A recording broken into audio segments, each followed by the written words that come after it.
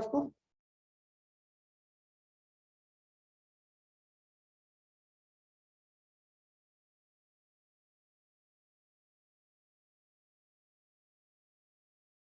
Okay,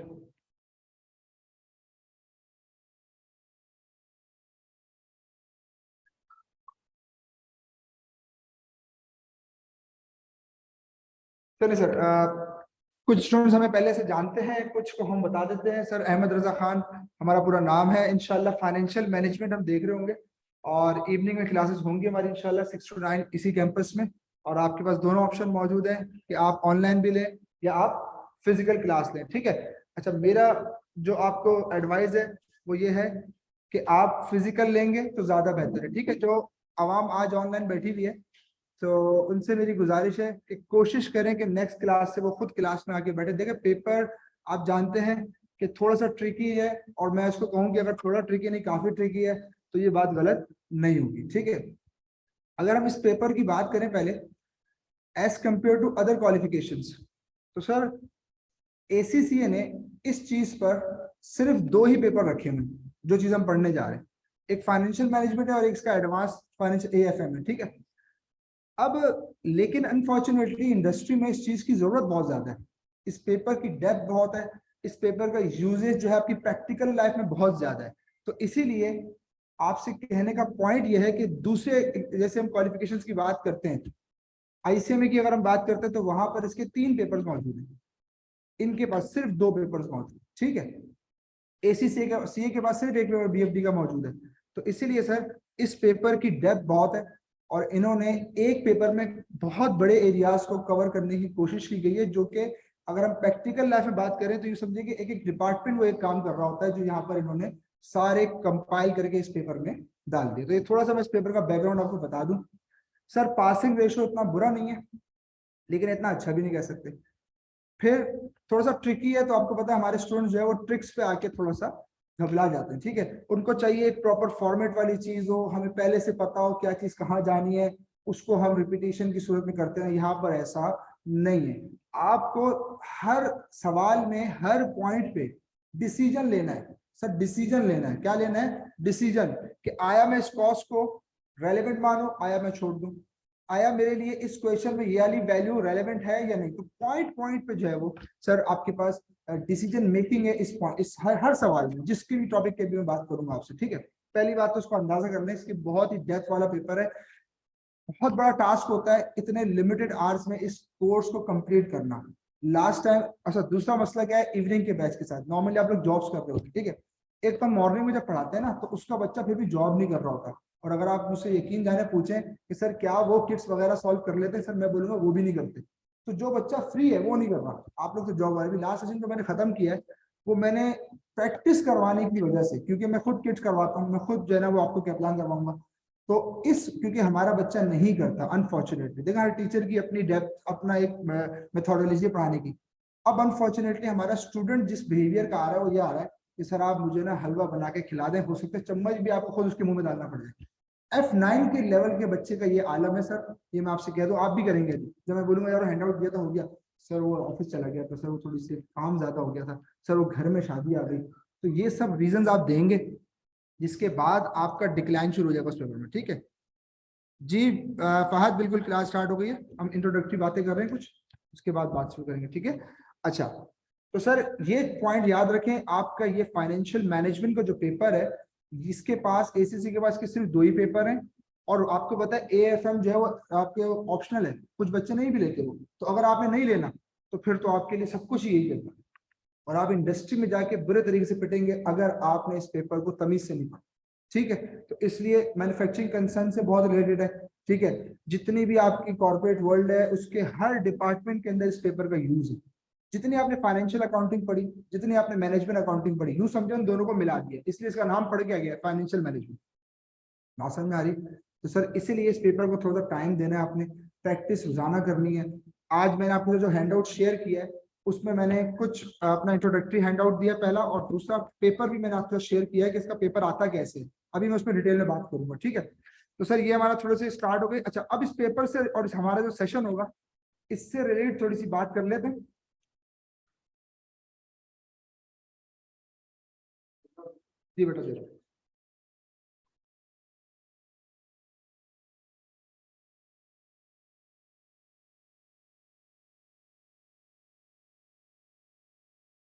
okay sir, हमने आपके साथ शेयर किया है। अब जो बच्चे ऑनलाइन बैठे हैं उनको मैं कोशिश करूंगा कि पीडीएफ फॉर्म में उनका पेपर पहुंच जाए। आप लोग आए नहीं क्लास में, यहाँ पे मैंने 2 हैंडआउट शेयर किए हैं। एक हमारा फाइनेंशियल मैनेजमेंट का एक पेपर है जो 2019 अटेम्प्ट का पेपर है, ठीक है सर, मई जून 2019 का पेपर है। वो मैंने शेयर किया जस्ट फॉर आइडिया कि आपको पता लगे कि एग्जामिनर पेपर में पूछता क्या है, कैसे पूछता है, ठीक है। अब मैं थोड़ा सा बात क्या कर रहा हूँ सर, हैंडआउट छोड़ दें, यहाँ पे आ जाए, किताबों से निकल जाओ, सीखने पे तवज्जो, ठीक है सर। आप लोग फौरन पढ़ना शुरू कर देते हैं, उसका भी टाइम आएगा सर। सर थोड़ी सी बात मैं कर रहा हूँ तो आपको मैं पूरा प्लान बता रहा हूँ आज कि हमने F9 को लेके कैसे चलना है, ठीक है। तो सबसे पहले नंबर ऑफ मंथ्स हमारे पास जो है ना वो 2.5 मंथ्स है सर, ठीक है। जैसे कि अभी हमारे पास तकरीबन मिड ऑफ हम दिसंबर खड़े हैं, तो 0.5 तो ये हटा दें, पीछे बचा जनवरी और फरवरी। मार्च में आपका पेपर है, और नॉर्मली जो है वो मार्च के स्टार्ट 9-10 के करीब जो है वो पेपर, हाँ ठीक है। तो इसीलिए हम इसको कोशिश करेंगे। देखो यार, इस टॉपिक को खत्म कराना, इस पेपर को खत्म कराना एक टास्क है, प्लस विद प्रैक्टिस। जब हम बात करते हैं ना कि in class practice, extensive practice, फिर ये एक टास्क डबल हो जाता है, ठीक है। तो अगर आप मुझे बोलेंगे सर ठीक है, हम आप कॉन्सेप्ट सारे देते रहे, प्रैक्टिस हम, और आपको पता है वो आपने करनी नहीं है। मैं आपको एक्सपीरियंस से बता रहा हूँ ना, अपने सुबह शाम पढ़ाने का काम है, हमें पता नहीं करते आप लोग। हालांकि आपको पता है कि मैं नहीं करूंगा तो मैं पेपर में उसको टैकल नहीं कर पाऊंगा, ठीक है। तो सर इसीलिए अब आप लोग माशाल्लाह सारे पेपर दे के बैठे हैं, यहाँ पे कोई नया बच्चा तो बैठा नहीं है जिसको आइडिया नहीं है कि पेपर प्रेशर क्या होता है, और पेपर में चीजों को कितना मुश्किल हो जाती है। बंदा बैठ के सोच रहा होता है भाई यार ये कर लेता तो ये पेपर में बहुत अच्छा अच्छा हो जाता। इसलिए सर इस चीज का ख्याल रखिएगा। वीडियो नहीं आ रही? अच्छा, फिर हाँ यार, वीडियो आज हमने बंद की हुई है। चले वीडियो खोलते हैं सर, स्क्रीन आ रही है?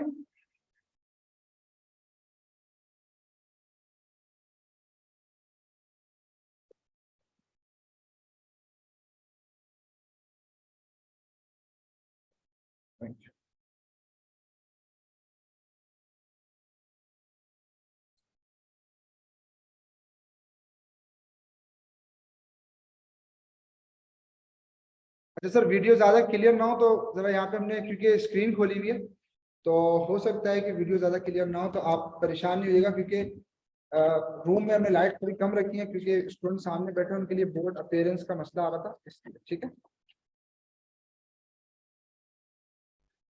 चलिए ओके सर, अब क्लियर है?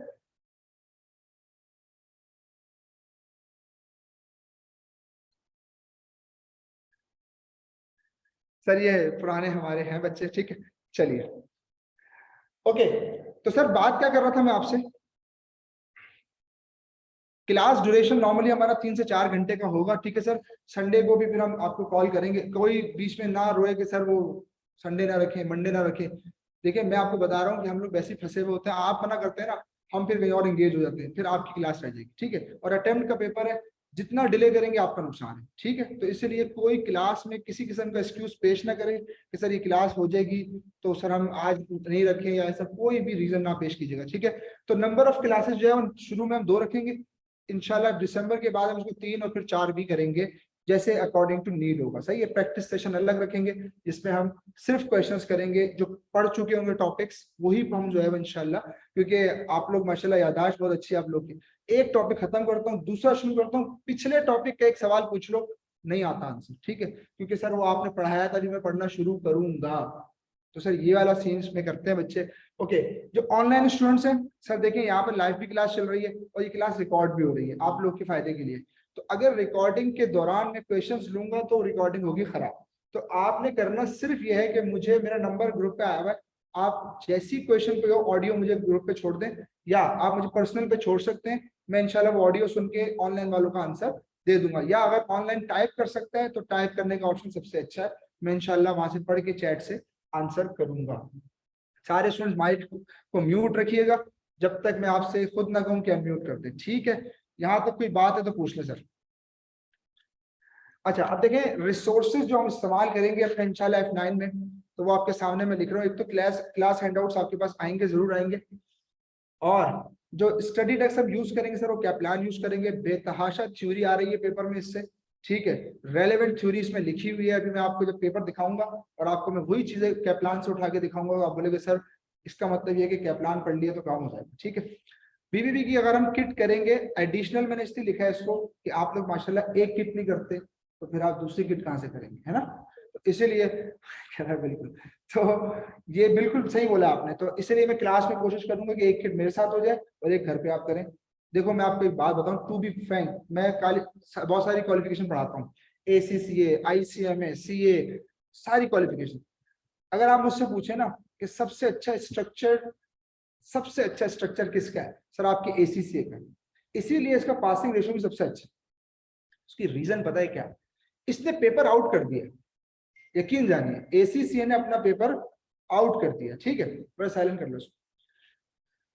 सर कैसे आउट कर लिया, हम तो आज तक पेपर देते हैं, हमें तो पता नहीं पेपर में क्या आता है। सर दो तो चीजें पढ़नी है यार, वो आपसे कह रहा है कि एक स्टडी टेक्स्ट पढ़ लो और एक उसकी किट सॉल्व करो। यकीन जानो 70% पेपर वो उसी में से देता है, और हमें 50% मार्क्स चाहिए होते हैं पास करने के लिए, ठीक है। मैं पढ़ाऊंगा भाई किताब, ये मेरी जिम्मेदारी है, आप टेंशन न लें। आखिरी सेशन को भी मैंने ही किताब पढ़ाई है सर, कैसे पढ़ाऊंगा अभी आप मेरा स्टाइल देख लेंगे, ठीक है। तो किताब की आप टेंशन लेना, इंशाल्लाह कैप्लान में आपको खुद पढ़ा दूंगा पूरी। उसको आपने घर पे जाके इतनी तौफीक होनी चाहिए कि खोल के देख लें कि आज हमारे सर ने जो चीजें कराई हैं, मैं जरा एक नजर खुद भी देख लूं कि इसमें क्या क्या और मौजूद है, और थ्योरेटिकल पॉइंट आपको मैं बता दूंगा कैसे बनाने, उससे आप बेफिक्र हो जाए। अच्छा, तो मैं बात ये कर रहा था कि सबसे अच्छा स्ट्रक्चर ACCA का है क्यूब। ये बड़ा जो है ना वो टू दी पॉइंट स्ट्रक्चर है, इसने आपको ना किसी मसलों में नहीं डाला। अक्सर आप देखेंगे किसी भी क्वालिफिकेशन का कोर्स आउटलाइन देखेंगे ना, तो वो क्या करता है, कोर्स आउटलाइन लिखता है और नीचे 4 किताबों के रेफरेंस दे देता है कि भाई ये पढ़ लेना। जैसे मैं ICMA की दे दूं आपको, खान एंड जेन, ठीक है, कॉलिन ड्यूरी, ये नाम आप लोगों ने सुने भी नहीं है, ठीक है, ये हम पढ़ के इसमें आए, मैं आपको बता रहा हूँ। अच्छा सर, फाइनेंशियल मैनेजमेंट पे ही सिर्फ 6 किताबें और 4 किताबें रेफर कर देते हैं ICMA की अगर बात करें।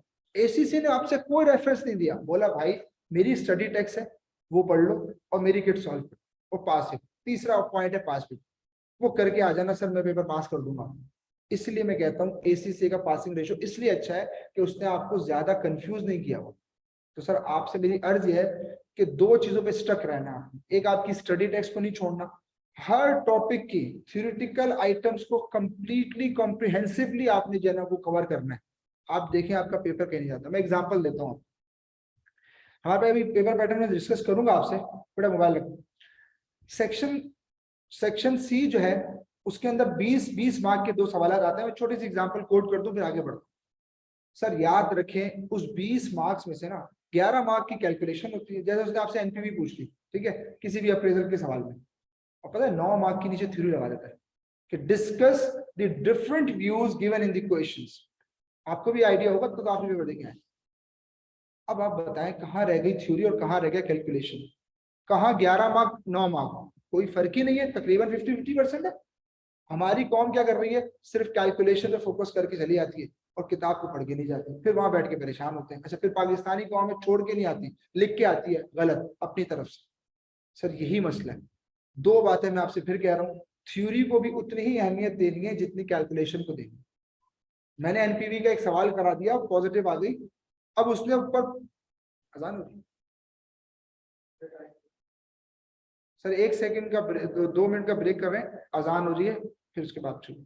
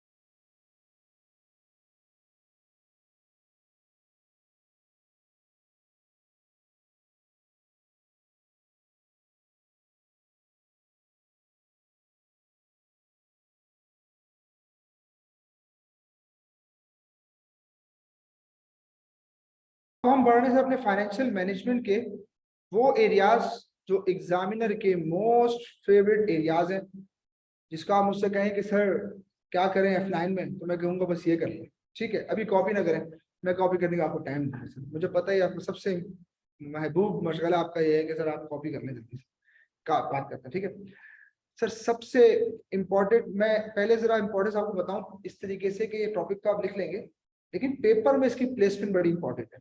अच्छा, F9 खास तौर पर हमारा जो एक्सपीरियंस पास्ट है और जो कह लें कि एग्जामिनर की जो प्रैक्टिस है उस पर मैं बात कर, जो 6-7 टॉपिक्स है 8 टॉपिक्स है जो इम्पोर्टेंट, उसमें से ना उसने कुछ टॉपिक्स तो आपको पहले से जो है ना वो आउट करके दे दिए कि भाई मैं ये तो जरूर पूछूंगा आपसे।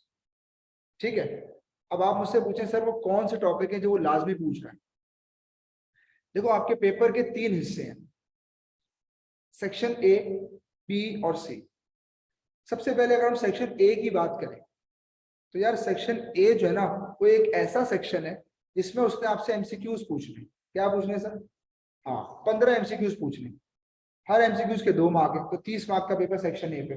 ठीक है, उस पे अगर कोई बोले ना कि मैं बताता हूँ कि कहाँ से एमसीक्यूज आएंगे, वो आपसे झूठ बोलता है। ठीक है, सबसे बड़ा झूठ है भाई, ये नहीं है। इस एग्जामिनर ने कहीं तो स्ट्रिक्ट रखा है, स्ट्रिक्टनेस दिखाई है।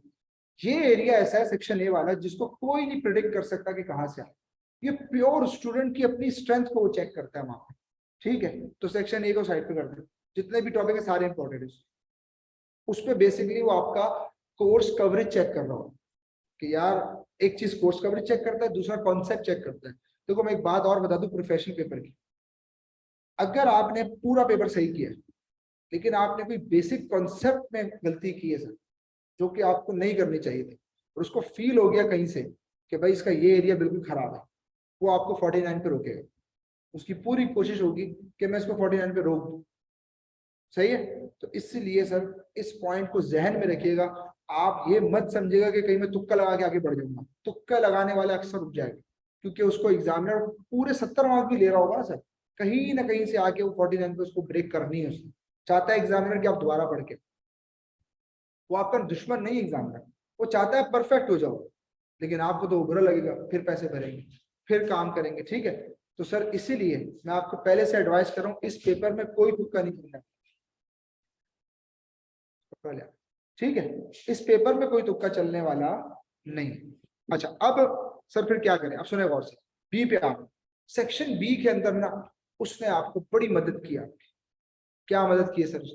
उसने आपसे कहा कि भाई बिजनेस वैल्यूएशन और रिस्क मैनेजमेंट ये 2 टॉपिक करके आ जाना, मैं तुम्हें 20 मार्क दे दूंगा। मैं तुम्हें 20 मार्क, 10-10 मार्क के सवाल डन है उसमें, चुप कर जाओ।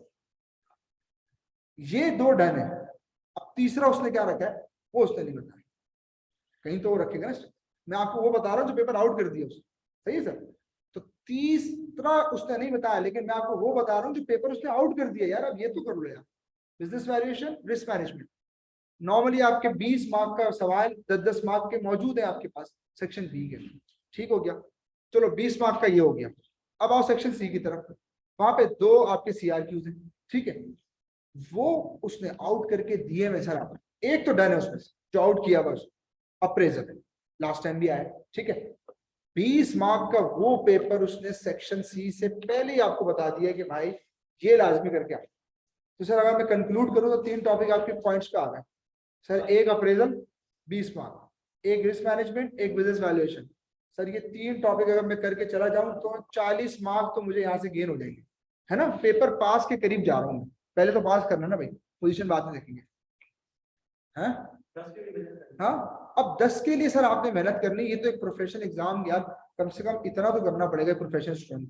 फिर वो किस चीज की प्रोफेशनल एजुकेशन कर रहा है, BBA कर लेकर जाके, है ना, रात को पेपर बता देगा टीचर कि ये करके आ जाइए। तो सर ये मैंने आपको पेपर का कंक्लूजन दे दिया सर, बस ये 3 टॉपिक, इसको आपने बहुत अच्छी ग्रिप करनी। अच्छा, रिस्क जो है वो ऐसा है कि कभी कभी उसका जो है ना वो, अब कुछ लास्ट ट्रेंड जो हम देख रहे हैं वो उसका इतना फेवरेट टॉपिक रहा नहीं। अभी इसने लास्ट में पूछा भी है, ठीक है, हेजिंग वगैरह सब है, लेकिन आपने, ये मैं आपसे बोलूँ ना सर, 2-3 से भी 2 बता दें तो सर ये बिजनेस वैल्यूएशन और अप्रेजल, ये तो सर आपकी जान है पेपर की। ठीक है, अब मैं इंपॉर्टेंट एरियाज आपको दिखा भी देता हूँ जो मैंने लिखे हुए हैं। ये पूरा कोर्स आउटलाइन पे है, इसको आपने जो जो आपने पढ़ना है वो सर इसके अंदर शामिल है। सबसे पहले क्या आ रहा है, कैपिटल इन्वेस्टमेंट अप्रेजल। ये आप इसका नाम सुन के आए, F2 में आपने इसका बेसिक स्ट्रक्चर देखा हुआ भी है।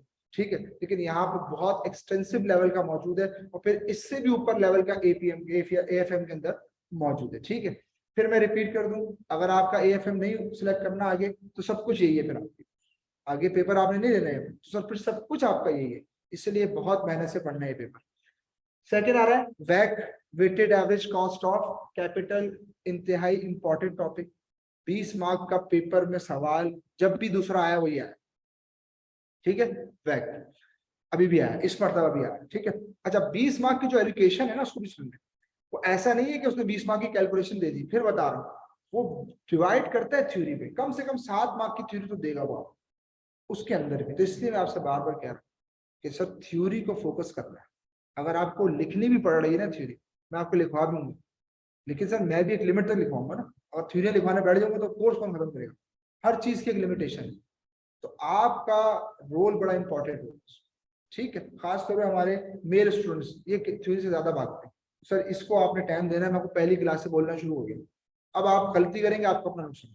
सही है, फिर आ रहा है सोर्सेज ऑफ फाइनेंस। ठीक है, तो सर ये आपका एक और इम्पोर्टेंट, अच्छा ये टॉपिक क्यों इंपॉर्टेंट है, क्योंकि इसने हेल्प करनी है आपकी वैक में। ठीक है, अगर आपका वैक अच्छा होना चाहिए तो आपको पहले सोर्सेज ऑफ फाइनेंस अच्छा करना पड़ेगा। सही है, वो जब पढ़ाएंगे तो इंशाल्लाह फिर उसका एक एक चीज डिटेल में देखेंगे। फिर आ रहा है RM, रिस्क मैनेजमेंट, जिसकी हम बात कर रहे थे, तो फिर बिजनेस वैल्यूएशन। कॉपी करना आप स्लाइड में जल्दी से, पेन दे दो।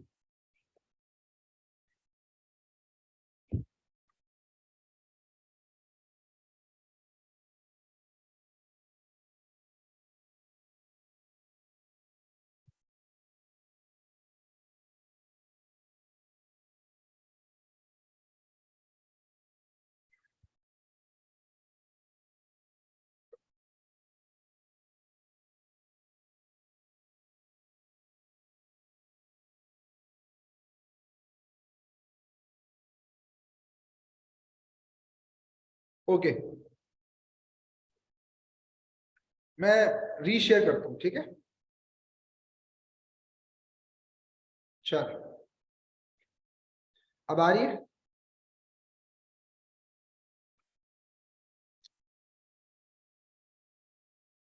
तो आप पहले बताते फहद, मैं फिर इतनी देर से मैं बोल रहा था, आपको स्किन नहीं आ रही थी?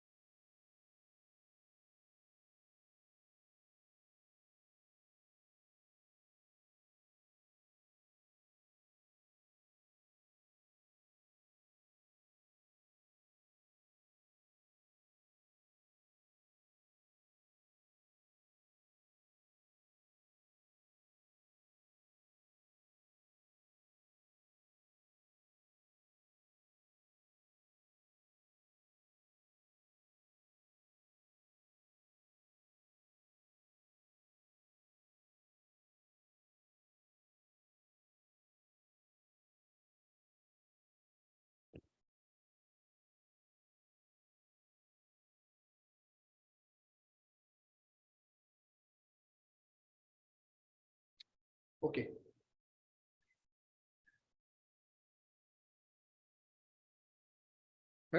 चले, ऑनलाइन डन।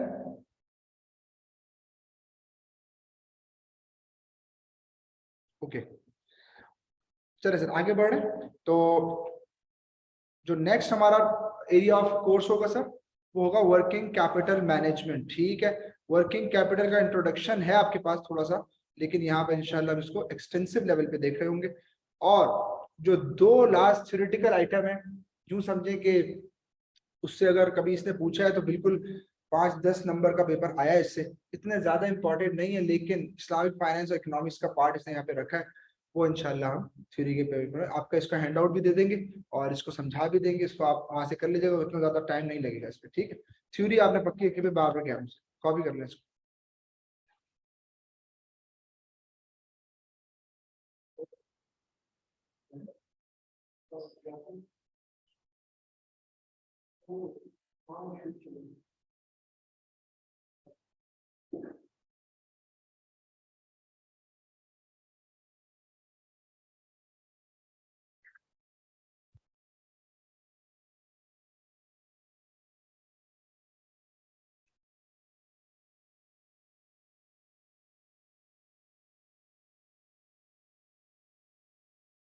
सर जी पहले हम करेंगे CRQs की तैयारी 40 मार्क्स की पेपर की। ठीक है, ये इसलिए पहले कर लेंगे कि वो मेजर एरिया है, वो जब इंशाल्लाह हो जाएगा तो हम एक मेंटली सुकून में आ जाएंगे कि यार डिटेल वाला पेपर का हमारा अल्हम्दुलिल्लाह डन हो चुका है।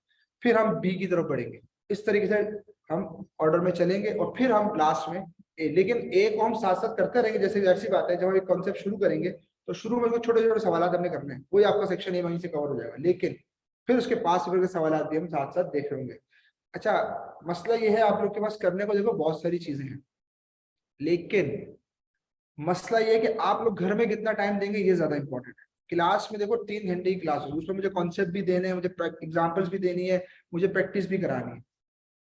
तो पास पेपर अभी इस समय मैं लास्ट टाइम की 10 ईयर्स के, सॉरी 10 पास पेपर, यानी कि 1 साल के अगर हमारे पास 4 पेपर है तो 2-3 सालों के तकरीबन कोशिश की हमने कि वो करा दें क्लास में। लेकिन वही बात है कि प्रॉमिस इसलिए नहीं करते कि टाइम बचे ना बचे ना, कोर्स ज्यादा इंपॉर्टेंट होता है। लेकिन मैं आपको बताऊं कि हमारे स्टूडेंट्स ने करके फिर हमें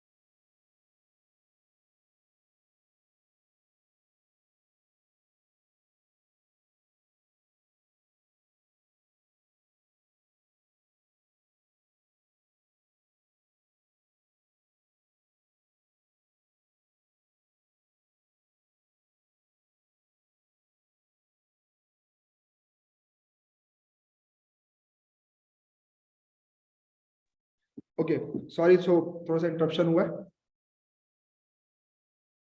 जी आप सबको क्लियर है?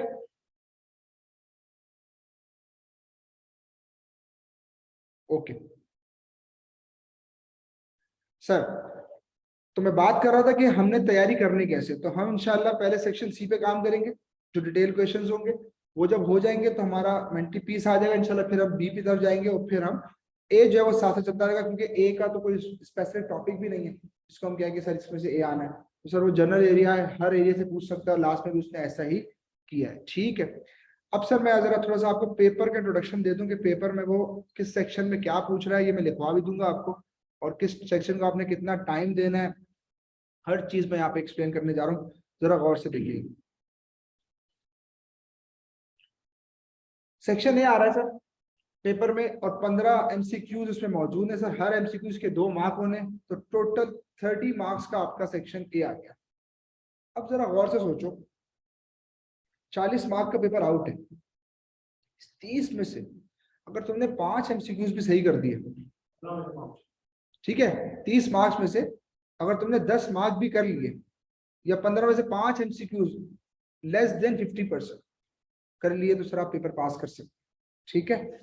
तो इस पेपर को सिर्फ पास करने के लिए नहीं पढ़ना, क्योंकि फिर मैं एक्सप्लेन कर दूं कि आपकी प्रैक्टिकल जो एक्सपोजर है, जब आप जॉब करेंगे वहां पे इतना ज्यादा यूज होना है ना सर, ये आपकी सोच। अभी जब मैं पढ़ाना शुरू करूंगा आप देख लेंगे कि यार अच्छा ये तो हम डेली बेसिस पे करते हैं, आप अपने ऑफिस को इमेजिन करना शुरू करेंगे, ठीक है। चलिए सेक्शन ए हो जाएगा। सेक्शन बी में जब हम आएंगे, 3 ओटीक्यूज मौजूद है हमारे पास। एक जो है 10 मार्क का है, तो 30 मार्क्स का पेपर यहाँ भी मौजूद, जिसमें से 2 हमने आपको बताए, वो मैं नेक्स्ट स्लाइड पे लिखवा भी दूंगा कि कौन से टॉपिक कौन से में आ रहे हैं। तो सर रिस्क मैनेजमेंट वगैरह और बिजनेस वैल्यूएशन यहाँ पर पूछ रहे हैं। सेक्शन सी सर 2 बड़े सवाल हैं, और 2 में से एक आउट है, अप्रेजल डन है, बाकी अगर बैक भी हो सकता है, सोर्सेज ऑफ फाइनेंस में से भी आ सकता है, ठीक है, वर्किंग कैपिटल भी आ सकता है, ठीक है सर, उसका कुछ नहीं कह सकता, लेकिन एक 20 मार्क्स यहाँ से भी हमें पता है कि क्या आने वाला है, ठीक है। लिख ले सर इसको, ये पेपर स्ट्रक्चर हो जाएगा। मैं आ रहा हूँ।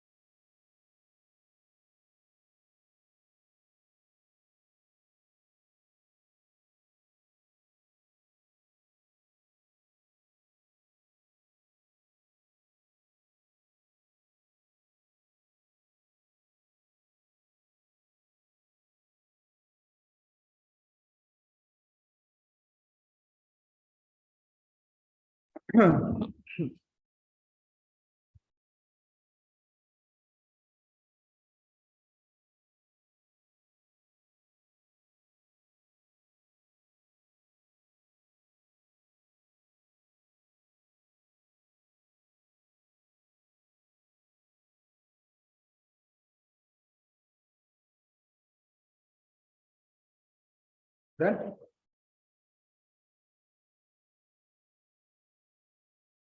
अच्छा, यहाँ पे मैंने आपकी आसानी के लिए क्या किया है कि मैंने आपको हर सेक्शन के टॉपिक लिखवा भी दिए कि सर किस सेक्शन में वो क्या पूछ रहा है, ठीक है।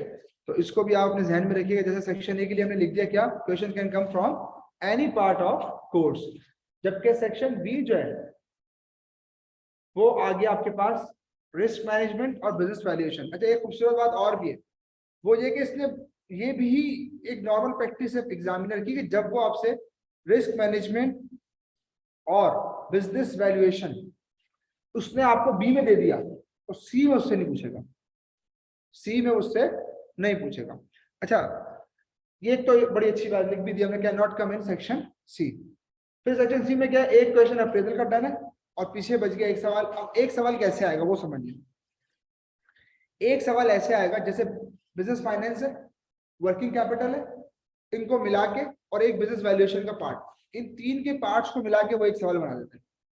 अक्सर बच्चा क्या करता है, बिजनेस वैल्यूएशन को इतना इग्नोर मार देता है कि यार 10 मार्क ही तो है, रिस्क मैनेजमेंट को भी इग्नोर मार देता है कि 10 मार्क ही तो है। भाई 10 मार्क जरूर है, लेकिन हो सकता है सेक्शन सी के किसी टास्क में पूछ ले, जैसे आपको याद होगा F7 में आप करके आ जाए, डिफरेंट टॉपिक्स के टास्क पूछ लेता, सेम यहाँ। तो आपने किसी टॉपिक को हल्का नहीं लेना, ठीक है। तो सर इस बात को भी ध्यान में रखना कि जो सेक्शन सी का एक और सवाल होना है, उस एक और सवाल में वो 2-3 जो एक्सेप्ट टॉपिक्स है उसको वो क्या कर सकता है, कम करके, मर्ज करके, कंबाइन करके वो एक सवाल बना देता है, ठीक है। चल इसको लिखने अपने पास। फिर इसके बाद हम अपना जो है वो स्टार्ट करेंगे चीजों को।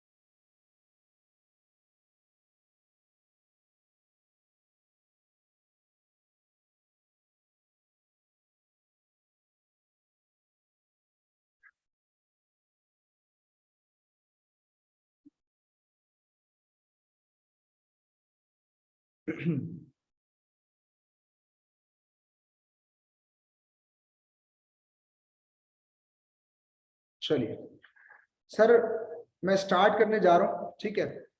चूंकि आज पहली क्लास है तो मैं थोड़ा सा ओवर ऑल पेपर को टच करने की कोशिश करूंगा कि सर हम बेसिकली फाइनेंशियल मैनेजमेंट होती क्या है और हम करते क्यों हैं, कितनी इंपॉर्टेंस है और कौन कौन से एरियाज में मैनेजमेंट फाइनेंशियल कर रहे होते हैं, प्लस कुछ थ्योरेटिकल स्टफ हम देख रहे होंगे, ठीक है।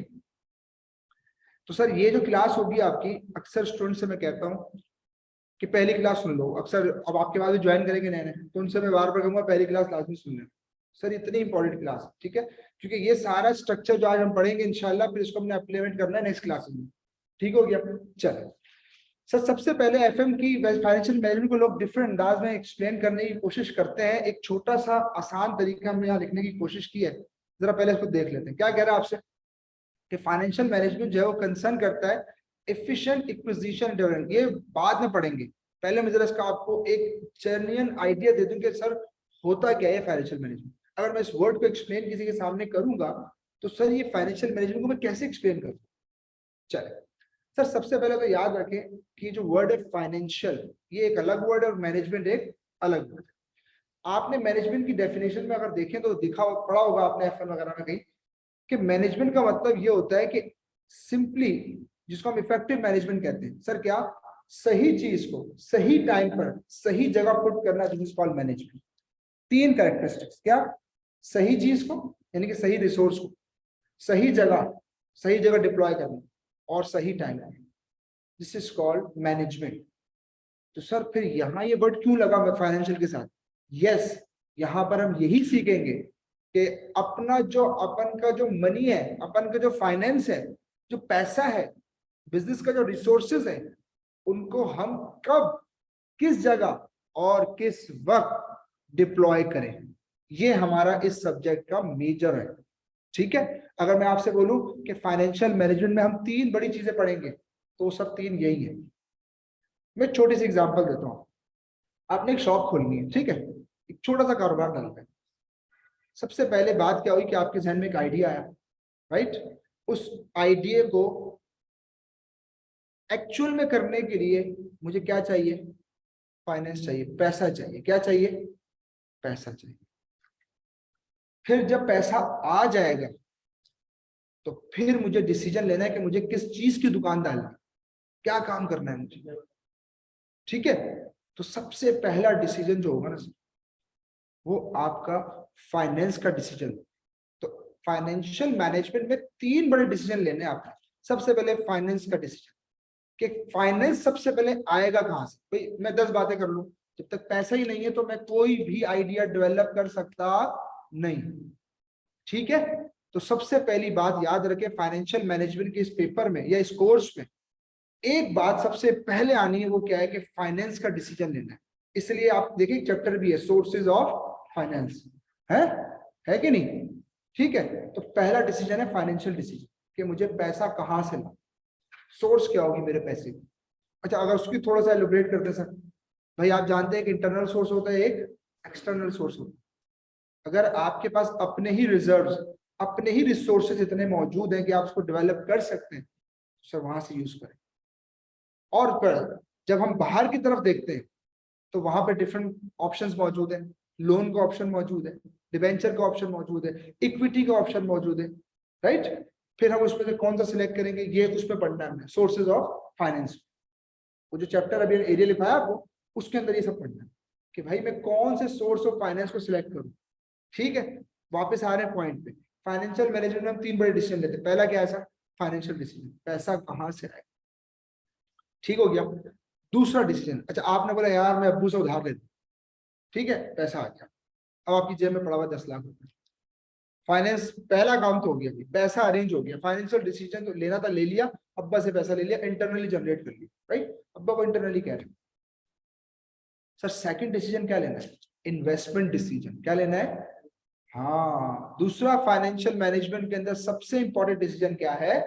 फाइनेंशियल के बाद सेकंड डिसीजन जो इंपॉर्टेंट तरीन है वो क्या है? Investment decision.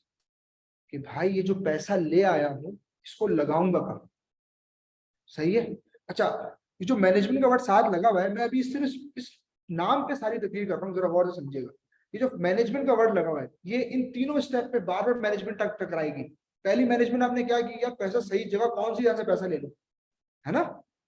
सही जगह कौन सी है, कौन सा सोर्स रिलायबल है जहां से मैं पैसा इजीली और सस्ते में ले सकता हूँ, क्योंकि हर पैसे की एक कॉस्ट, हर पैसे की एक, आपने फाइनेंशियल अकाउंटिंग में पढ़ा होगा, सबने आपको बताया होगा कि देखो यार, तुम अगर डिबेंचर होल्डर या डेट होल्डर से पैसा लेते हो, उसको इंटरेस्ट पे करना पड़ेगा, उसको क्या पे करना पड़ेगा। और अगर तुम किसी शेयर होल्डर से पैसा लेते हो तो उसको डिविडेंड पे करना पड़ेगा। पता ये चला कि पैसा कहीं से भी लाओ, उसकी एक कॉस्ट, उसकी एक। आप बोले नहीं सर मैं कहीं से नहीं लाया, मेरी जेब में पड़ा, ना डेट वाले से लिया ना मालिक से लिया, सर उसकी भी कॉस्ट है। सर उसकी कौन सी अपॉर्चुनिटी कॉस्ट है, कहीं और लगाते कमा लेते, क्या ख्याल है। तो every finance having some cost, ठीक है, कहीं से भी पैसा लो, कुछ भी फ्री में नहीं मिलता, ये बात ठीक है। तो सर आपने यही चीजों को जहन में रखना कि यार पे तो करनी है कॉस्ट, तो सबसे कम कॉस्ट कहाँ से पे हो सकती है और जल्दी से पैसा कहाँ से, जब पढ़ाऊंगा उसमें मैं डिटेल में बात करूंगा कि कैसे पैसा अरेंज करना है, उसमें कौन से पॉइंट सोचने हैं। लेकिन दो पॉइंट तो जरूर सोचें कि पैसा जल्दी कहाँ से आ सकता है और रिलायबल सोर्स क्या है और चीपेस्ट सोर्स क्या है। इन तीन चीजों को आपने देखते हुए डिसीजन ले लिया। क्या डिसीजन ले लिया सर, कि मैंने पैसा कहाँ से लिया, अब्बू से ले लिया, इंटरनली जनरेट कर लिया, ठीक है, ओके।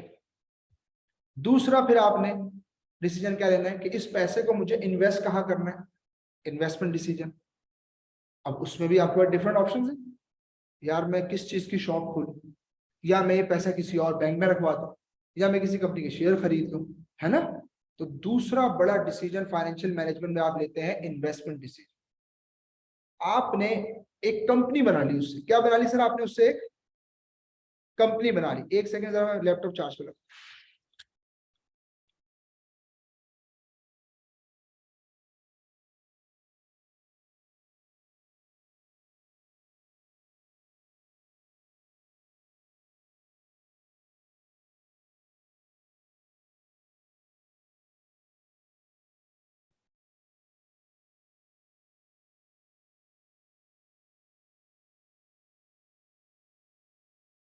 ओके, आपने बोला यार एक कंपनी बना लेते हैं, ठीक है। अब आपने कंपनी बना दी और इन्वेस्टमेंट कर दी, ठीक है, बिजनेस शुरू हो गया। तीसरा बड़ा डिसीजन डिविडेंड डिसीजन। क्या देना है सर, डिविडेंड देना है। कितना देना है, रिटर्न कितना देना है आपने अपने स्टेक होल्डर्स को, अपने शेयर होल्डर्स को कितना रिटर्न पे करना है। तो तीन बड़े डिसीजन कौन से हो गए sir, financial decision, investment decision and the third one is dividend decision. अगर प्रैक्टिकली भी आप देखें, मैंने 10 लाख रुपए अरेंज कर लिए, ठीक है, फाइनेंशियल डिसीजन हो गया। फिर मैंने किसी के शेयर खरीद लिए, इन्वेस्टमेंट डिसीजन हो गया। आपकी इंटेंशन क्या है, डिविडेंड कमाना। अच्छा, आपके लिए डिविडेंड रिटर्न होगा, वही डिविडेंड जो आपके लिए रिटर्न है वो उस कंपनी के लिए क्या है, कॉस्ट है, उसके लिए क्या है, कॉस्ट है। तो फिर उसने भी तो डिसीजन लेना है कि तुम्हें कितना देना है, अपने शेयर होल्डर को कितना डिविडेंड पे करना है, राइट।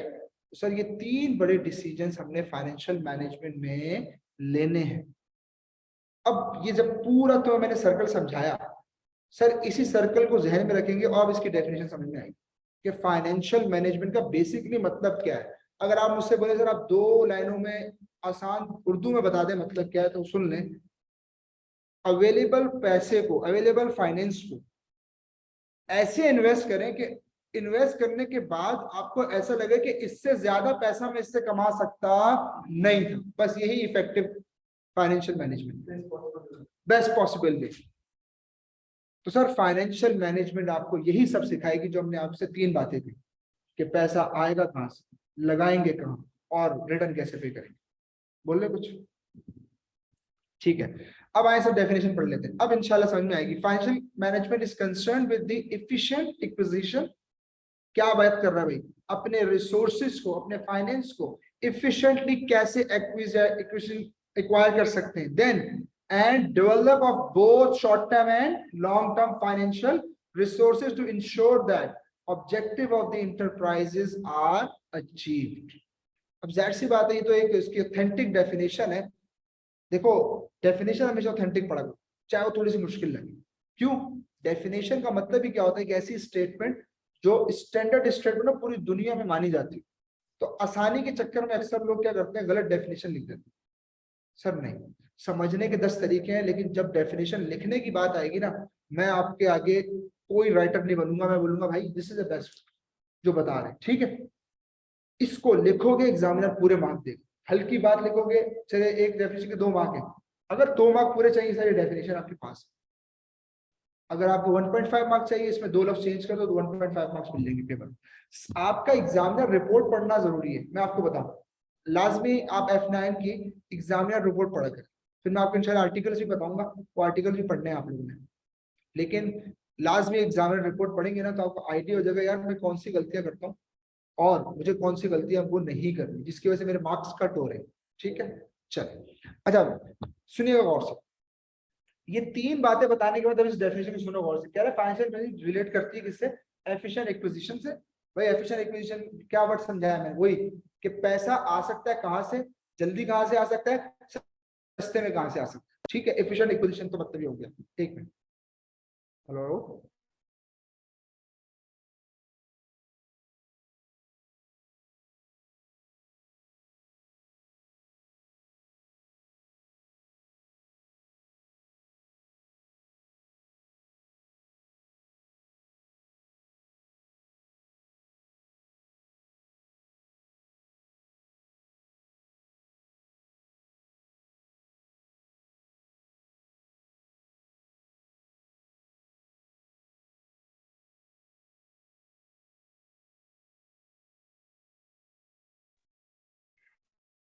सॉरी, एफिशिएंट एक्विजिशन हो गई, वो जो मैं आपसे बात कर रहा था फाइनेंशियल डिसीजन की। फिर आ जाए deployment of short term and long term resources, investment decision. ठीक है, ये जो मैंने 3 बातें कही, ये पूरी डेफिनेशन उसको एक्सप्लेन कर दी। पहली बात एफिशिएंट एक्विजिशन, पैसा कहां से, फाइनेंशियल डिसीजन। सेकंड, डिप्लॉयमेंट कहां करनी है, इन्वेस्टमेंट कहां करनी है, चाहे शॉर्ट टर्म हो चाहे लॉन्ग टर्म हो, सही है। Third, ensure the objective of the enterprises are achieve. आपका ऑब्जेक्टिव क्या था, वो पैसे लगाने का, शेयर क्यों खरीदे थे, डिविडेंड कमाना था, क्या करना था, हाँ ये आपका ऑब्जेक्टिव। सर ये एज अ इन्वेस्टर ऑब्जेक्टिव था। अब अगर हम एज अ कंपनी जब बात करते हैं ऑब्जेक्टिव की, तो ऑब्जेक्टिव 2 ही बड़े होते हैं कंपनी के, to maximise the wealth of shareholder, right, to maximise the wealth of shareholder. अच्छा, इस मैक्सिमाइज शेयर होल्डर की वेल्थ को जब मैक्सिमाइज करने जाओगे, तो ऑटोमेटिक जो आपने मुंह से लफ्ज निकला है, प्रॉफिट ज्यादा करना पड़ेगा। क्यों, सुने जरा, बड़ी इंपॉर्टेंट बात है, प्रॉफिट क्यों ज्यादा करना पड़ेगा। देखो याद रखो एक बात, टेक्निकल पॉइंट्स याद में रखना, ये जो शेयर प्राइस होती है ना, और जो डिविडेंड होता है, याद रखना ये डिविडेंड जाके शेयर प्राइस का पार्ट बनता है, फिर शेयर प्राइस का पार्ट बनता है। सर ये कैसी बात की आपने, सुने कौन से, मेरे पास एक शेयर है $250 का, ठीक है, मेरे पास जो शेयर है ना, उस पर डिविडेंड अनाउंस हो गया ₹50 का, सही है। मुझे बताओ, तुमसे मैं अगर पूछता हूँ कि ये शेयर आज कितने का है, आपने कितने का बोलना है उसको, दोबारा सुनो, मेरे पास शेयर जो है उसकी वैल्यू कितनी है, $250। दूसरी बात, सर मैं आपसे कह रहा हूं कि डिविडेंड पार्ट बनता है शेयर प्राइस। उस 250 वाले शेयर पे ₹50 का डिविडेंड अनाउंस हुआ है, मिला नहीं अभी। मैं आपसे बोलूंगा भाई शेयर की प्राइस क्या है, आपने क्या बोलना है, 300। भाई क्यों 300, आप बोलेंगे भाई 250 की वर्थ तो इसकी अभी है, और इसके साथ एक इनाम लगा हुआ है, इनाम ही है ना, रिटर्न लगा हुआ है ₹50 का, तो जिसके बाद जो 150 मिलने, तो इसका मतलब है ₹300 के बराबर वैल्यू रखता है मेरा शेयर। अब जरा, ये मैंने आगे की बात पहले बता दी, अब सुनो, डिविडेंड कंपनी ज्यादा कब देती है, ज्यादा प्रॉफिट कमाती है, क्योंकि डिविडेंड की डेफिनेशन क्या है, distribution of the part of profit among share holder, है ना। कंपनी का जो प्रॉफिट है उसका एक पार्ट जो हम शेयर होल्डर्स के दरमियान डिस्ट्रीब्यूट कर देते हैं, this is called dividend, right.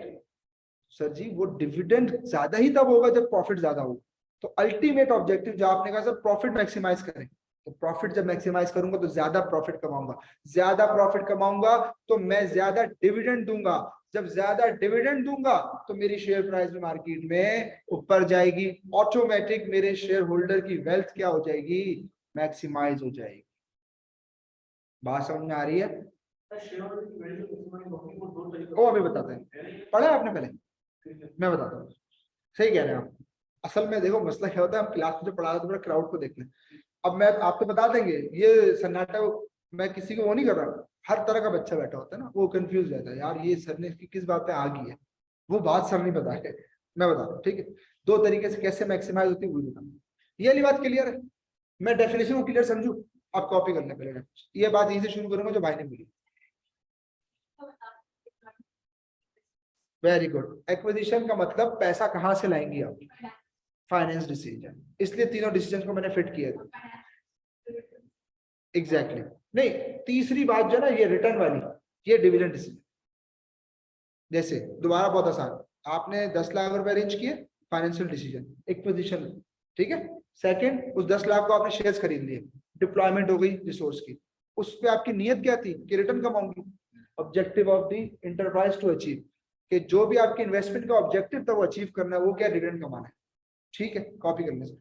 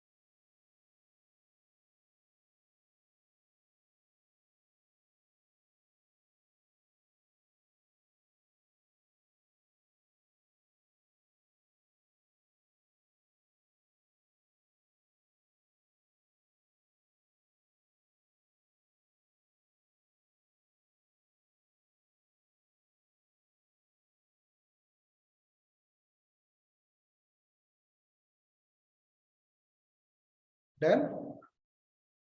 चलिए, तो सर हमने डेफिनेशन समझ ली और हमने ये समझ लिया कि फाइनेंशियल मैनेजमेंट में हमने 3 बड़े डिसीजंस करने हैं, और उसी बेस पे मैंने आपको ये डेफिनेशन समझाई है। ठीक है, तो अब आपने इस डेफिनेशन को पक्का जहन में रखना है सर, और डिसीजंस को बात को भी जहन में रखना है। अब मैं थोड़ी सी बात करने जा रहा हूँ फाइनेंशियल मैनेजमेंट में जो हमने ऑब्जेक्टिव की बात की है, उसको थोड़ा सा डिटेल में जो हमने बात की उसको मैं यहाँ पर लेकर आया। वो जो आप बात कर रहे थे उसको कनेक्ट कर दूं, सॉरी जो रह गई थी। आपका नाम क्या है? उमैर। उबैद। उमैर। अच्छा, उमैर मुझसे ये कह रहा था सर वो शेयर होल्डर 2 तरह से कमाता है। माइस जल्दी करो बेटा।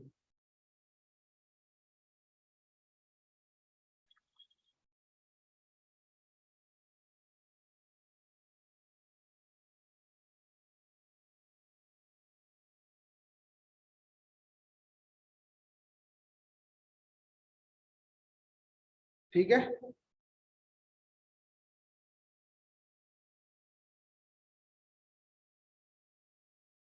ओके। चलिए सर गौर से सुने, शेयर होल्डर 2 तरीके से कैसे कमाते हैं ये याद रखें। जब भी आप किसी कंपनी के शेयर होल्डर बन जाते हैं तो आपकी जो सोच में ना वो 2 फायदे होते हैं उस शेयर होल्डिंग के। सुनिएगा गौर से। पहला फायदा, डिविडेंड कमाना है, सही है ना, रिटर्न कमाना है, ये डिविडेंड। दूसरा फायदा क्या है, वो कैपिटल रिटर्न है क्या है, कैपिटल गेन है बेसिकली। सर वो कैपिटल गेन का मतलब क्या है, सुने, आपने एक शेयर खरीदा था $200, ठीक है, आप उस पर जो है वो तकरीबन क्वार्टरली $20 का जो है वो डिविडेंड कमा लेते हैं, सही, अच्छी कंपनीज क्वार्टरली डिविडेंड देती है, इसमें कोई बड़ी बात नहीं है, साल में 4-4 मतलब डिविडेंड दे देती है। यूनिलीवर मशहूर थी इस बात में कि वो अच्छे खासे डिविडेंड देती थी, क्वार्टरली बेसिस भी देती थी। अब एक तो डिविडेंड कमाना मेरी नियत है, ये मेरी वेल्थ को मैक्सिमाइज करेगा। दूसरा कैपिटल गेन, क्या चीज sir, capital gain. Sir capital gain क्या है, बड़ा आसान समझा देते हैं, उस शेयर की जो वैल्यू है मार्केट में वो बढ़ गई। मैं इसको और आसान समझा देता हूँ, घर आपने लिया है, ठीक है, 50 लाख का। अब आपने सोचा कि यार इससे दो फायदे उठाऊंगा, बोला क्या फायदे उठाओगे तुम, एक फायदा तो एक रेंट रेंट कमाऊंगा, दूसरा फायदा ये कि जब इसको बेचूंगा तो महंगे दामों में बेचूंगा, कैपिटल गेन उसको कह रहे हैं। तो यही दो फायदे एसोसिएटेड है आपके शेयर से, एक तो डिविडेंड कमाओगे, दूसरा जब वो शेयर मार्केट में ऊपर जाएगा तो उसका जो डिफरेंशियल फिगर है, तुमने जितने का खरीदा और आज मार्केट में कितने का ट्रेड कर रहा है, उसका जो डिफरेंस है वो तुम्हारा क्या कहलाएगा, कैपिटल गेन। तो यूं दो तरीके से शेयर होल्डर जो है वो रिटर्न कमा रहा होता है एक शेयर से। अच्छा, अब मैं ऑब्जेक्टिव को जरा दो बड़े हिस्सों में तोड़ रहा हूँ, एक फाइनेंशियल ऑब्जेक्टिव होते हैं, जाहिर सी बात है, और एक कमर्शियल ऑब्जेक्टिव होते हैं। हमारे पेपर में कमर्शियल ऑब्जेक्टिव की सिर्फ थ्योरेटिकल तक बात कर सकते हैं, लेकिन असल में हमारे पास क्या है, फाइनेंशियल ऑब्जेक्टिव। सर क्या लिखा हुआ है, प्रॉफिट मैक्सिमाइजेशन। अभी मैंने आपसे कहा कि प्रॉफिट, जो शेयर होल्डर की प्रॉफिट मैक्सिमाइजेशन, समझे इनडायरेक्टली आप क्या कह रहे हैं, शेयर होल्डर वेल्थ मैक्सिमाइजेशन, है ना, क्योंकि उसको भी रिलेट करके आपको दिखा भी दिया। तो शेयर होल्डर वेल्थ मैक्सिमाइजेशन कैसे होगी, वो दो चीजें, डिविडेंड और कैपिटल गेन। 250 वाला शेयर 350 पे चला गया, ₹100 का आपको क्या हो गया, कैपिटल गेन, और जो उस पर डिविडेंड कमाते रहे वो आपका अलग गेन था, ठीक है। तो यूं आपके दो तरीके से कैपिटल गेन हो रहा होता है, दो तरीके से आपने शेयर होल्डर की वेल्थ को मैक्सिमाइज कर रहे हो। कॉपी कर लें।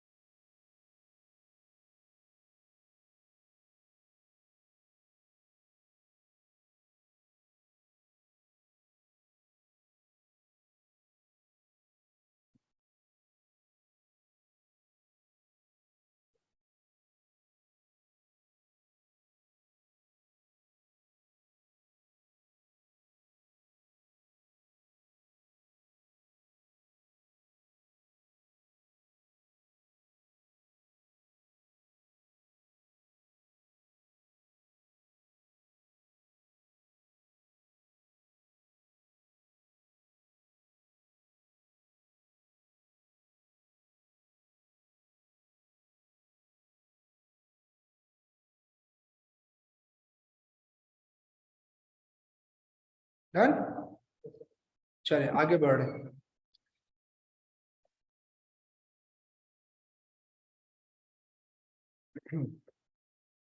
अब जो मैंने आपसे डेफिनेशन समझाने के लिए जो मैंने आपको तीन डिसीजंस की बात की थी सर, वो यहाँ पर हम उसको डिटेल में देख।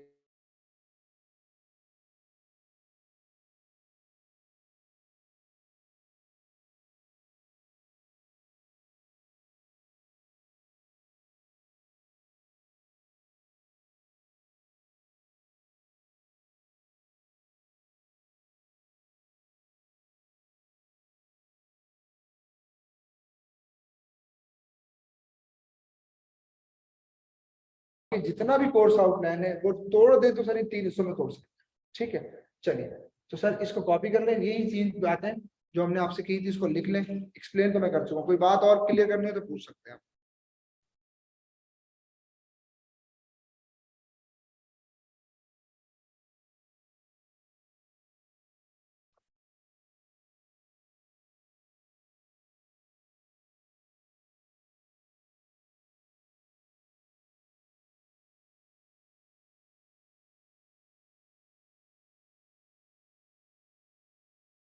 सर आप लोग कॉपी करें, हम 10-15 मिनट का ब्रेक भी कर रहे हैं। असल में सर सामने में बुला रहे हैं, मुझे जरा शेड्यूल देना अपने नेक्स्ट वीक, ठीक है? तो हम उसके बाद स्टार्ट करते हैं, ठीक है? 10 से 15 मिनट में जब तक आप नमाज पढ़ लें या चाय पी लें, जो भी आपका ब्रेक है कर लें, ठीक है? उसके बाद हम आधा पौना घंटा और लेंगे, फिर इंशाल्लाह ऑफ करेंगे जी, ठीक है? शेड्यूल बेटा मैंने कहा ना, 3 क्लासेस, 2 से 3 क्लासेस अभी चलेंगी। देन आपको इंशाल्लाह भी सर उसामा आपके ग्रुप में शेयर करते हैं, इसीलिए बुला रहा हूँ, ठीक है? मुझे और पेपर भी देखने होते हैं, तो मैं जरा उनके भी देखे आ जाऊँ।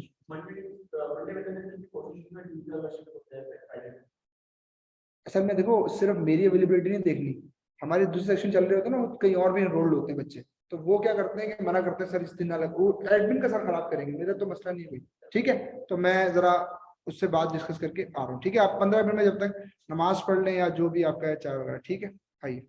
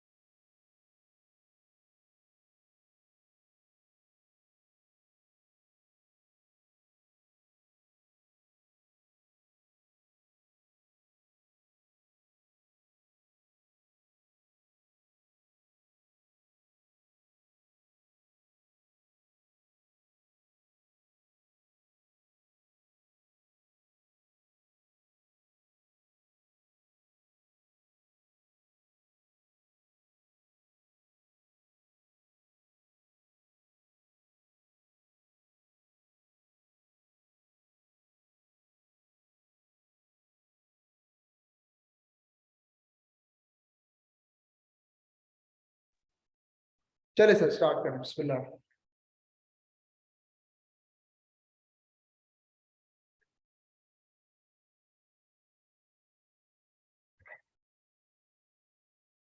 यार माइज, अब मैं क्या बोलूँ इसमें, ये मेरे हाथ में नहीं है।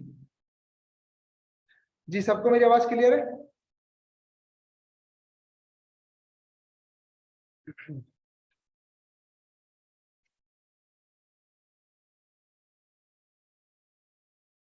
ओके, चले। अब सर, डिवीजन डिसीजन जो है हमारा,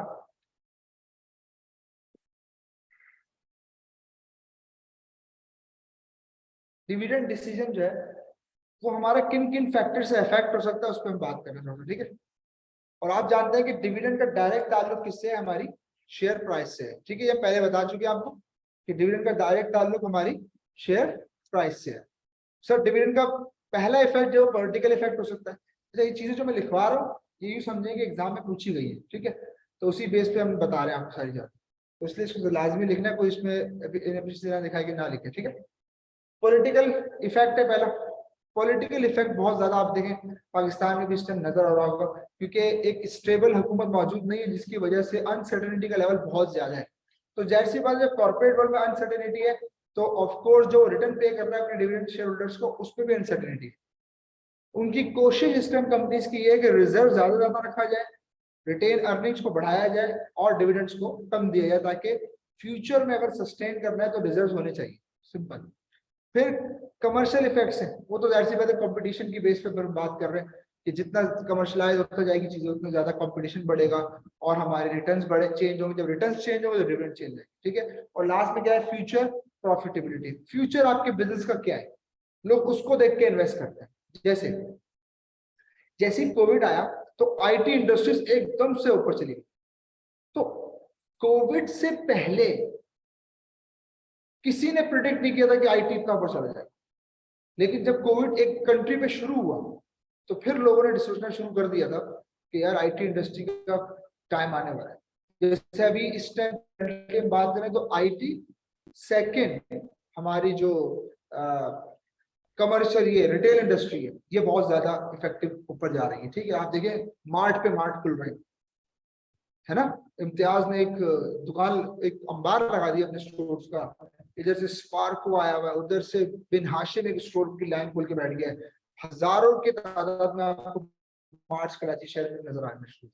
तो सर रिटेल इंडस्ट्री और आईटी इंडस्ट्री आपके इन दिनों में बहुत ज्यादा बूम पे चल रही थी, ठीक है।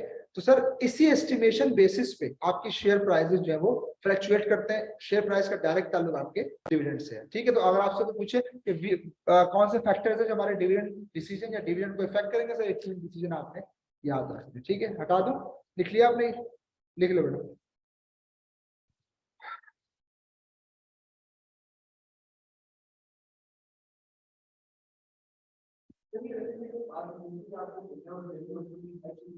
नहीं, हैंडआउट्स जो आपको देंगे वो सिर्फ क्वेश्चंस के हवाले से देंगे, और कुछ जो है ही प्योर थ्योरी उसका हैंडआउट देंगे, लेकिन जो टॉपिकल अंडरस्टैंडिंग होगी वो मैं चाहूंगा कि लिखे आप अपने हाथ से। उसकी रीजन ये होती है कि साइकोलॉजिकल इफेक्ट है कि जब आप इस चीज को सिर्फ देखते हैं तो बस आपके जहन में रह जाती है, जब लिख लेते हैं तो पक्की हो जाती है।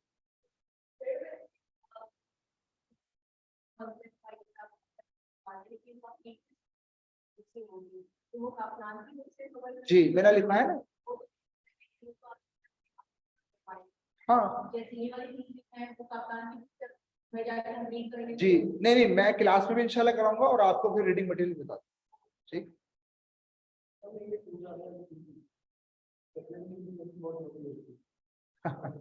टेंशन नहीं लो, आसान कर देंगे। नहीं नहीं, मैं आपको बता रहा हूँ उसका, ये जुल्म है। अभी ये जुल्म हुआ एक जगह, मैं आपको नाम नहीं बता सकता, जाहिर सी बात है वो गलत हो जाएगा। एक टीचर ने एक कोशिश की थी ना कि क्या किया वो, आपकी मेंटेलिटी जिस तरह बच्चा सोचता है भाई यार एक जगह 300 पेज है, एक जगह 30-40 पेज है।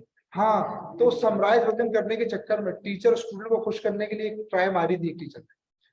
तो हुआ क्या कि उसकी बुकलेट जो उसने बनाई उस पे इतने बच्चों ने, आपको पता है बच्चा किसी का नहीं, ठीक है, और उस किताब में आपकी ये नहीं था, उस किताब में वो नहीं था। भाईजान तुमने तो डिमांड की थी उससे, फिर दो बना के छोटी सी। भाई खुद सोचो, क्या कैपलान फारिग है कि उसने 400 या 300 या 250 पेजेस पे किताब बनाई है, क्या उसके पास फ्री मटेरियल आ रहा है, क्या मसला है। हाँ मैं कहता हूँ कि अगर 50 पेजेस फ्री होंगे, कि 200 पेज उसने लिखे हैं किसी रीजन की वजह से, वही चीज जो आपने समरी में कंक्लूड नहीं की थी वो उसने वहां पूछ ली, आपने बोला अबे भाई किताब में तो थी नहीं आपके, पॉइंट समझ में आ गया, ये मसला है। तो ये रिस्क वाली बात है, वो तो तुम्हारे पास समरी मौजूद होगी। एग्जाम से पहले तक तो क्या होगा कि हम सारा पढ़ चुके होंगे। अब तुम किताब खोलोगे और तुम्हें मैंने पहले से ही सारा पढ़ाया होगा, सिर्फ तुमने की पॉइंट्स में लिखवा देता हूँ मैं। हर पेज पे 4 पेज की पॉइंट पड़े होंगे, तो उससे 4-4 पॉइंट पढ़ के पूरा पेज थोड़ी पढ़ना है। वो तो फिर है पुरानी प्रैक्टिस, उसकी टेंशन नहीं लेनी, ठीक है। लेकिन इस समरी के चक्कर में हम जाएंगे ना तो हम बहुत सारी चीजें, स्लाइड्स बेटा जो क्लास में होंगी रिकॉर्ड करनी पड़ेंगी। शेयर इसलिए नहीं करते कि हमको पता है हम कॉम जब शेयर हो जाती है कोई चीज फिर लिखना छोड़ देते हैं, और मैं अपनी क्लास में आपसे लिखवाऊंगा, ये मैं आपको अभी से कह रहा हूँ, ठीक है। अगर आपको इसमें वो हो रहा है कि यार आप लिखवाएंगे तो सर आप यहाँ नहीं लिखेंगे तो वहां कैसे लिखेंगे, ठीक है, इसलिए लिखें। जी, हम लोग देखें, जो रियल बात यह है कि मॉर्निंग में टाइम ज्यादा होता है तो वहां पे तो हो जाता है मैनेज, यहाँ पे टाइम लिमिटेशन बहुत है। तो पहले तो मेरी तरजीह होगी कि हम टॉपिक वाइज पहले अपना कोर्स कंप्लीट करेंगे। हाँ लास्ट में फिर हम क्या करेंगे, हर टॉपिक के पास ओवर करेंगे ना, तो उसमें मैं आपको जैसे एक पास ओवर का सवाल मैं करा दूंगा, एक आपको दे दूंगा कि ये आपने करके लाना है, समझ में आ रही। तो वो आपका टेस्टिंग भी हो जाएगी, जैसे मैंने अप्रेजल खत्म किया, अप्रेजल के एमसीक्यूज और एमटीक्यूज वगैरह हमने करे, और एक बड़ा सवाल पास ओवर का मैंने करा दिया।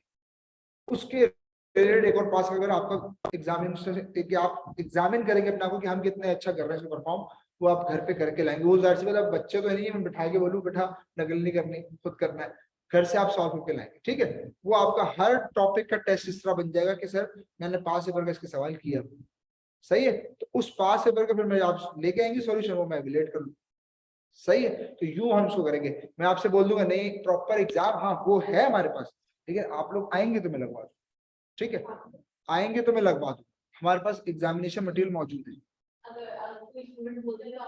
एग्जैक्टली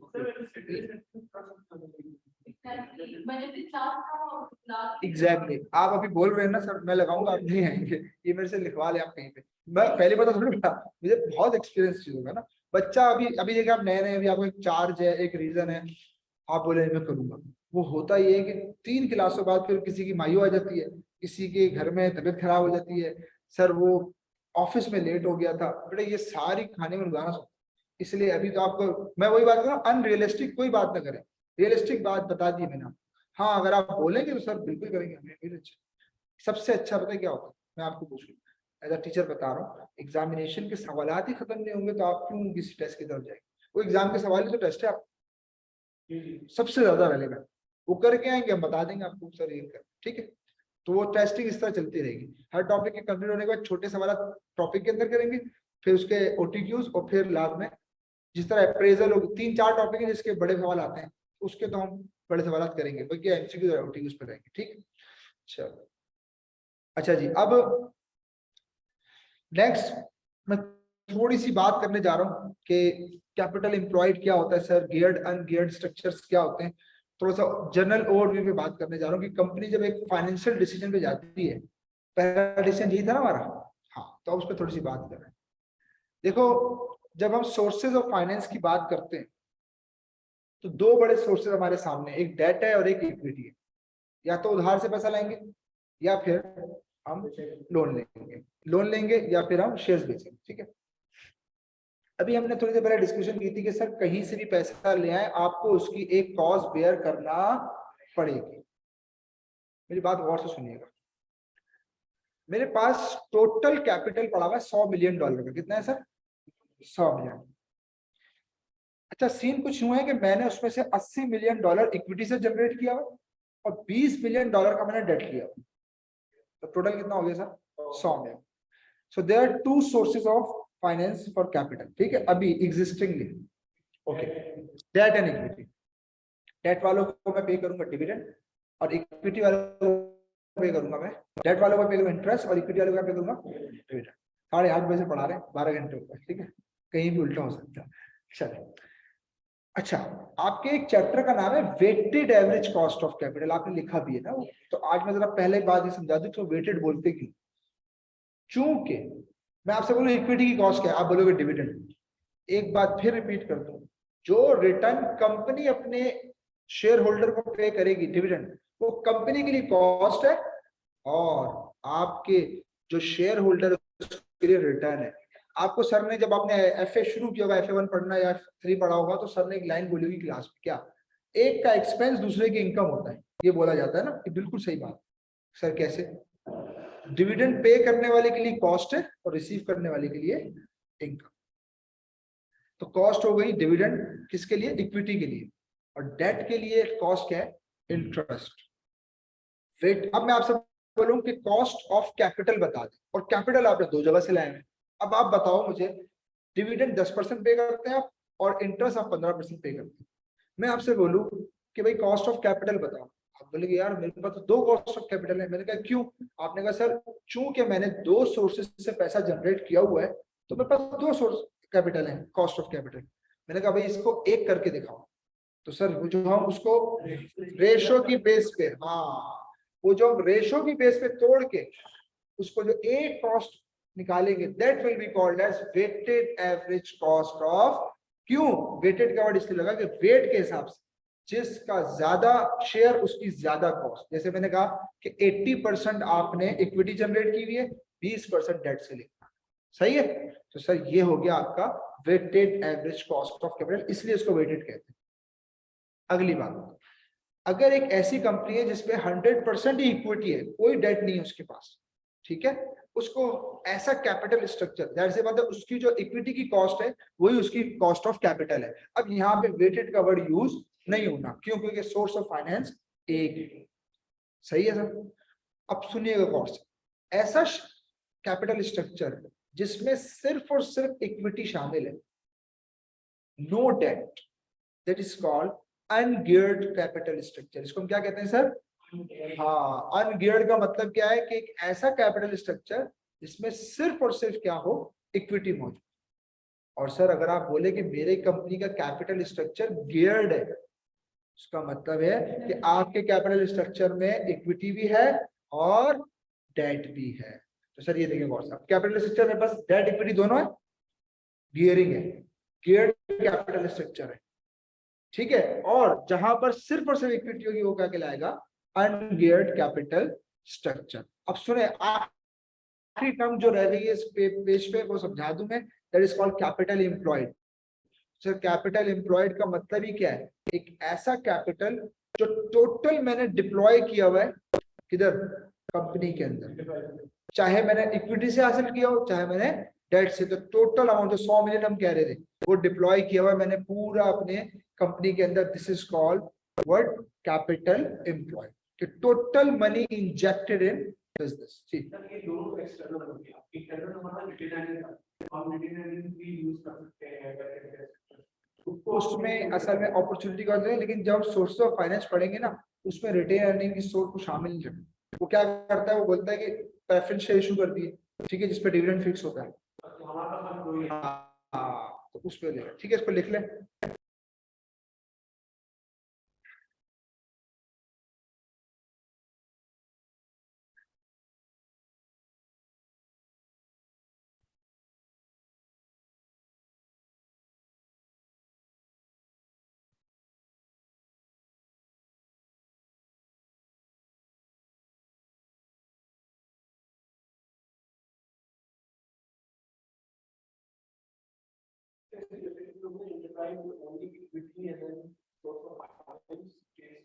इसको यूं बना लो ना, देखो जैसे मैंने बनाया हुआ है, देखो इसमें दोनों स्ट्रक्चर, दोनों चीजें ना बेटा, गियरिंग, गियर्ड स्ट्रक्चर लिख लो इसको।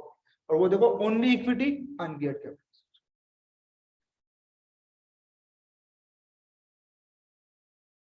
वेटेड एवरेज कॉन्सेप्ट रिवाइज कर देते हैं, अब लिख ले, दोबारा बताते हैं, जरा कॉपी कर लो।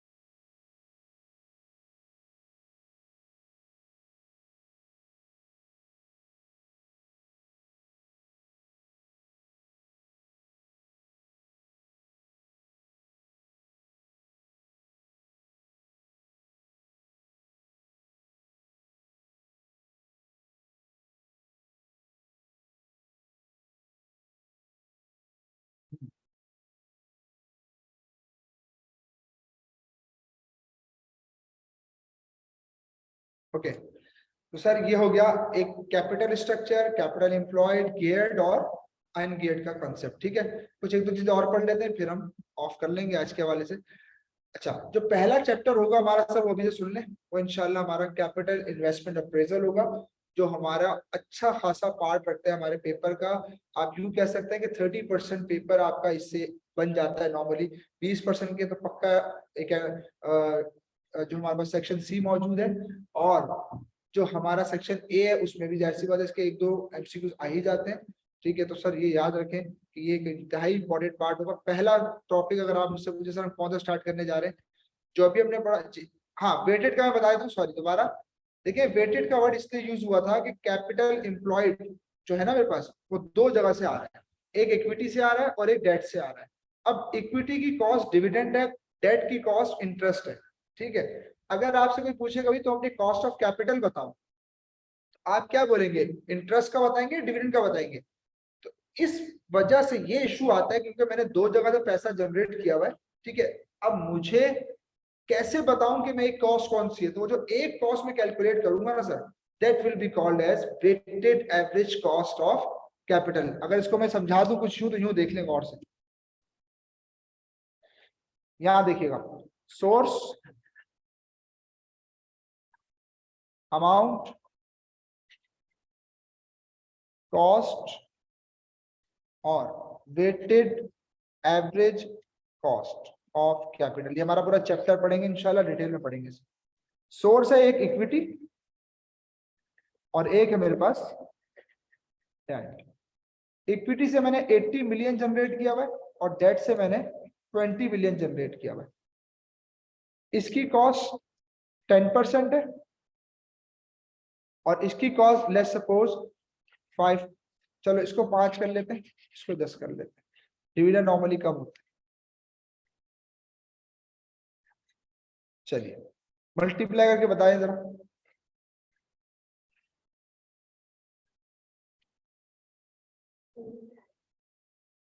अमाउंट कितना आ रहा है? 4 मिलियन, और इसका 2 मिलियन, तो ये हो गया 100 मिलियन, ये हो गया 6 million, right. Weighted average cost of capital, सुन ले जरा। अच्छा, मैं यहाँ पे कॉस्ट ऑफ कैपिटल को भी क्लियर ही करता हूँ, हाथों हाथ जरा सुन ले।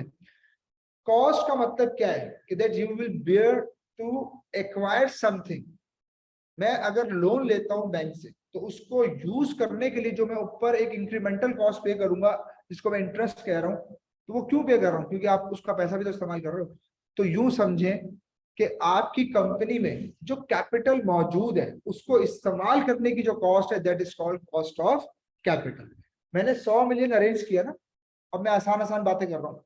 मुझसे कहा गया भाई 80 मिलियन हम देंगे तुम्हें, तुम हमें कितने देना? 4 मिलियन रिटर्न देना। हम तुम्हें 20 मिलियन का लोन देंगे, तुम मुझे 2 मिलियन का रिटर्न पे करना। तो मैं आसान बात कर देता हूं सर, 100 मिलियन अगर तुम यूज करना चाहते हो अपनी कंपनी के स्ट्रक्चर में, अपनी कंपनी के कैपिटल में, तो तुम्हें उसके ऊपर 6 मिलियन की कॉस्ट को बेयर करना पड़ेगा। तो सर जी मेरी कॉस्ट कितनी है? 6 मिलियन, और मैं कितना कैपिटल इसके लिए यूज कर सकता हूं? 100 मिलियन। तो सर मेरे पास आ जाएगी weighted average cost of capital. Weighted इसलिए कह रहे हैं कि 2 सोर्स ऑफ फाइनेंस से पैसा आ रहा है और उसके हमने एक कॉस्ट निकाल ली। जर कितनी आ रही है? 6% आएगी। क्या ख्याल है ना? ये आ गई आपकी weighted average cost of capital. कि सर मैं अगर 1 रुपया इस्तेमाल करता हूं, तो मुझे उस पर 6% जो है पे करना पड़ेगा। या मैं $100 इस्तेमाल करता हूं, तो 6 रुपये मुझे उस पर डिविडेंड या रिटर्न पे करना पड़ेगा। वो डेट भी हो सकता है और वो इक्विटी भी हो सकता है। ठीक है फहद, अब वेटेड एवरेज का कॉन्सेप्ट क्लियर है?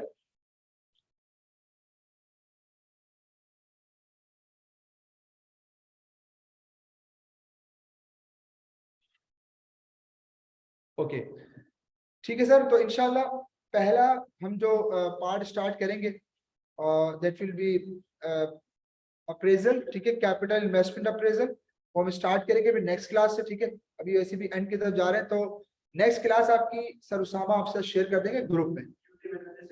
हाँ वो आ गई है। हाँ तो सर ने शेयर कर दिए, आप ग्रुप चेक कर लीजिएगा।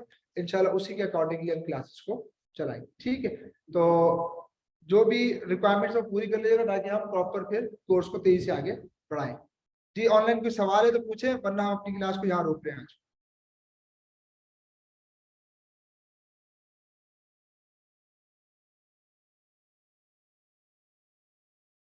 ओके, अल्लाह हाफिज।